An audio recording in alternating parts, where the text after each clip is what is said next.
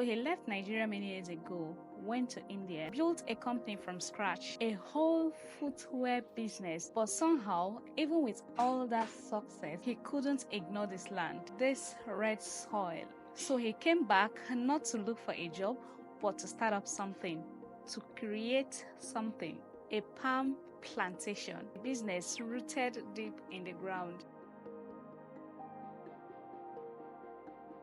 This is the CEO of Rabosh Farm. Can you introduce yourself? My name is Otumba Rahim Peton from Ijebu Ishiwo, Rabosh Farm and Estate Consultants. Because we have palm kernel, we also have plantain. You can see that when you go down there. I'm from Ijebu Ishiwo here. Okay. And this is my hometown. We hold a lot of land here. And after that, we come and plant here. And that is what motivates us. Me, as a person, when I came from abroad. You see all this place? I started with cassava.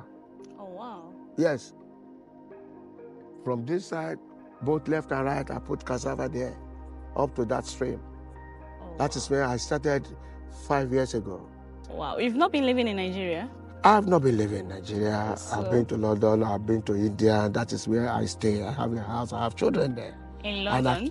No, in India. I speak their language too. Oh, wow. Can you say something to them in India? Okay, it's okay. I've just sent the greetings. Namaste. I greet you. Okay. That is the greeting. Namaste. All right. You do that. Oh. I have a shoe factory there. Okay. They call it Abe shoe. Abe shoes? Yes. Oh, I wow. brought them from India to Nigeria. And so I have a factory, joint factory with an Indian people there. Oh, wow. In Mumbai. Okay. That is what I do there. I sell clothes too. You know, all my mother and everything, they're into clothing. Wow. I was brought up with cloth money. So I'm into that before I come to the farm. Okay. I brought clothes from India. That is it. And life is very easy for me. I'm staying here. Okay. That is my house there. All right, sir. You know. So what can you say about the agricultural sector? How has it been? Agriculture is a very nice business. Yeah. And if you see it now in Nigeria, we have a lot of hunger. And everybody have left the farm. They want to do what they call Yahoo or whatever, I don't know. And they don't want to do, the young guys don't want to do anything now. You know, they don't want to do anything. They want fast business. But you are into farming, it's a gradual process. If you put little money into farming, in the next 1-2 years, you will feel very happy. I will tell people to start farming. I didn't take any dime from anyone. I don't take loan from anybody. Wow. It is what I own. You know, they say government, some time ago, 6 years ago, I applied for a loan from the government and they never give us. They want to give us 10 million there. I don't know how they do it. Then, so they give us form, they do that, we do it. I said, okay. Started looking for money in somewhere. And then I started with cassava. When I sell my cassava, I will see multiply. Then we now go into this one. Oh, wow. And it's very interesting. Palm, one word, one tree, a whole economy. For decades, Nigeria was one of the world's top producers of palm oil. Before crude oil came into the picture, it was palm that funded families, built communities, and kept trade alive. And today, despite everything, it is still doing that. You see, a palm plantation isn't just land filled with trees. It is a business empire in disguise. The oil from just 1 hectare can feed families, supply a market, or power an entire local processing industry. You see, the best part, it isn't just about the oil. Every part of a palm tree is very important and very useful and can be transformed into cash. From the flesh, we get red palm oil, the gold of African kitchens. And then from the kernel, we extract palm kernel oil used in cosmetics, soaps, and even industrial lubricants. And the tree itself, nothing is wasted. You can make broom from the leaves, you can produce palm wine from the stem, so nothing goes to waste. So palm is more than a crop, it is a hustle, a full circle industry, a system that, if taken seriously, could reduce unemployment, strengthen exports, and make local entrepreneurs millions. And that's why people like him matter. He didn't come back from India just to relax. He came to invest. He came to create job opportunities for people, to prove that agriculture isn't just bushwork, it is business. Palm oil fuels homes, feeds nations, and builds industries. From the street roadside sellers to the giant FMCG companies that use palm oil in almost every product on the shelf. The truth is, we've spent years sleeping on what we already have. But you see, the real hustlers, they are waking up to it. And what they are building with it is no longer small. Yeah. If all Nigeria can be doing this, even only not Nigeria, but we are very lazy here. Yeah. And now we don't have workers. We are lack of workers. And these Hausa people that are coming, they take a lot of money from you. You guys go to farm, you will not get hungry. You started from somewhere. But we all need quick money. I thank God today, our people here are coming home to do farming. Look at this man that is just when they have ranch. Big ranch, cattle ranch. And in the Shiwa here, we have one of our brother in Canada that planted palm kernel of 15,000. Wow, that's wonderful. Yes. I went from Abeokuta, he has planted, what's they call it? This palm kernel. All right. You have 800 pieces. Okay. It's the one that motivates me that I said, I've done 500. He said, how come it died? I said, I don't have workers. Right. I said, okay. Are you still interested? I said, I'm interested. He said, you will manage it for me. And we bought 500 then. It's 1,000 plus now. Wow. After this one, I will still do more. Because look at it, it's a lot of land. You know, what are we going to do with it? We have to farm there for generation to come. I'm 50-something years old. I have a palm kernel of 50, 60 years. Wow. Are you sure I'm going to spend 60 years? But here, we don't think we are going to die. Of course. One day we are going to die. We are just planning, we are just praying to go get old. You will saying I cannot eat it alone. My children will come and eat. It's a big company. Yeah. I bought the laser, I bought everything to do the palm oil. Oh, wow. Yeah, you know, it's a gradual something. That's when you become big. Yeah, of course. You do it gradually because I don't have money from anybody. So I have to plan myself. I have to do it gradually.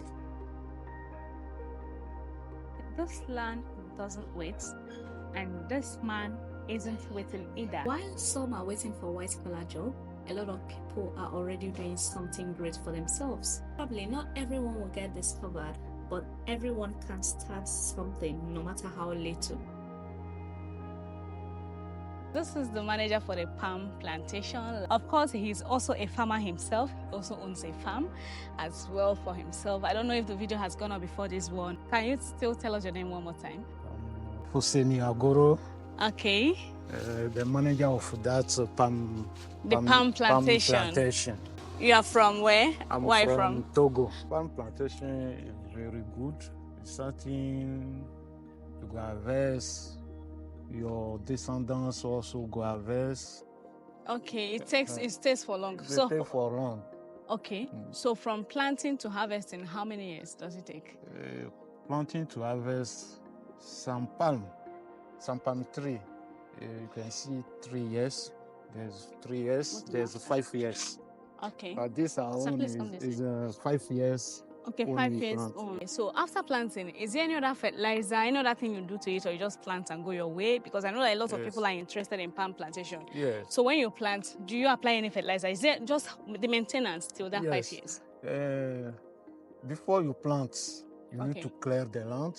Okay. Clear where the land, burn it. All right. After burn it, you go find some handwork to dig the hole. Okay. After hole, you go put fertilizer. You go put manure. Okay. You go use manure, and before you plant. Oh wow! So after planting, any other thing? After planting is the maintenance to clear, to not to put band wire because of grass cutter. Grass cutter can come and eat it. Okay. And some people they are not using fertilizer. Some people is using fertilizer. Okay. They are use first time urea. Okay. after NPK 15-15. Oh wow. Like this one, first time we put Urea. urea. Okay. We put manure first before plant. Okay.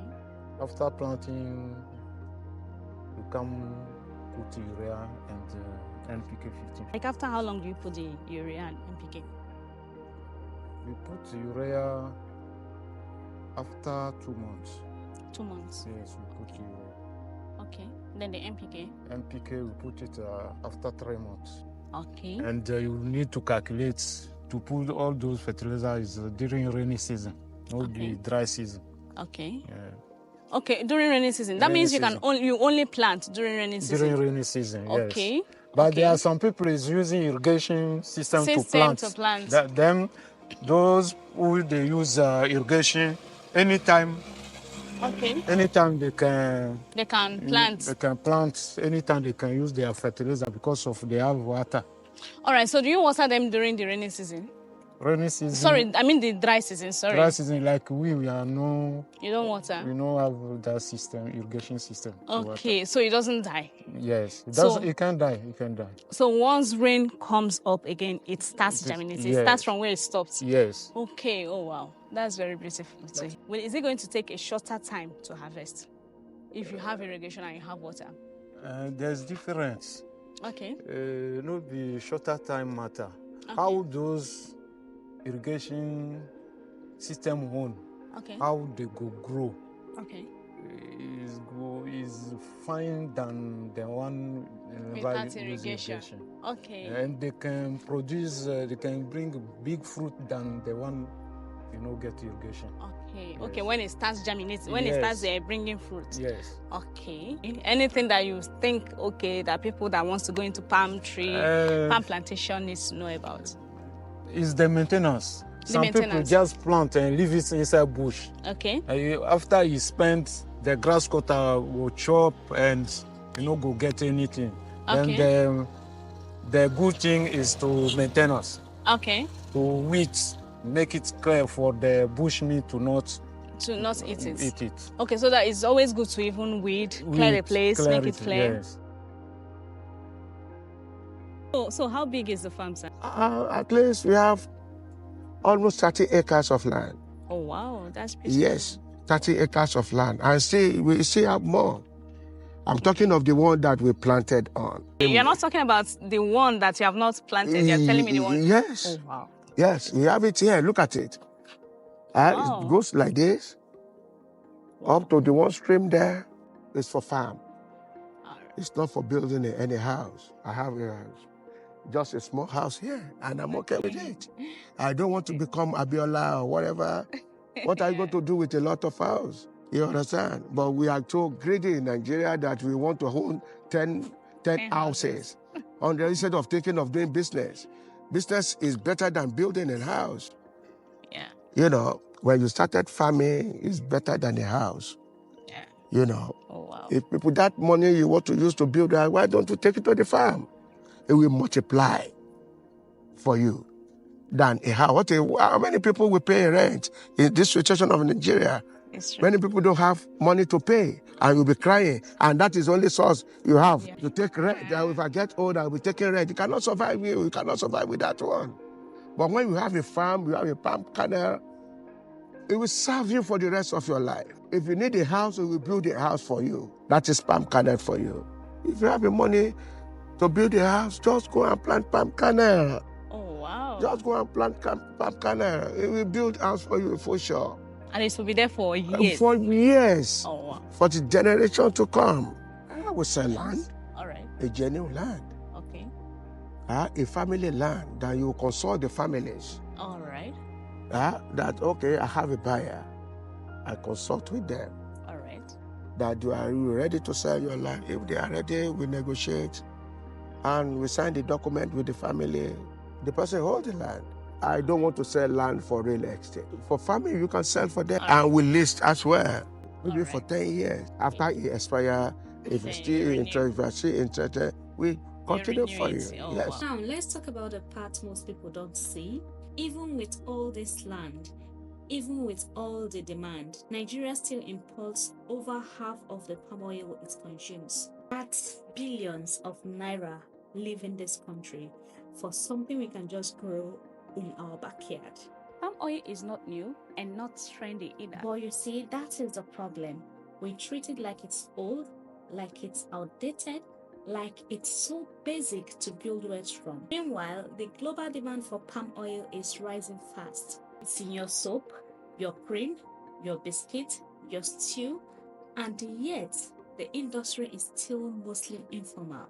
Small farmers, no structure, and no skill. What we need isn't more palm trees, it's more people with vision. We need people who can see palm oil as more than just oil, but as a value chain from processing to packaging to exports to branded products. And that's why this story matters, because this man isn't just planting trees, he is planting opportunities. He is playing the long game, exporting, investing, building what most people ignore. This is not a small-time hustle, it is an industry. And for someone who could have stayed comfortable abroad, choosing to come home speaks volume. It's not just about farming, it's about taking control. The truth is, you don't always have to create new products to succeed. Sometimes you just have to look at something old with new eyes. This isn't a motivational story. I am not a motivational speaker. It's a wake-up call. Agriculture is business, and people like him, they are proving it. The real empire might not come from the boardroom. It might just grow from the ground. Until next time, see you.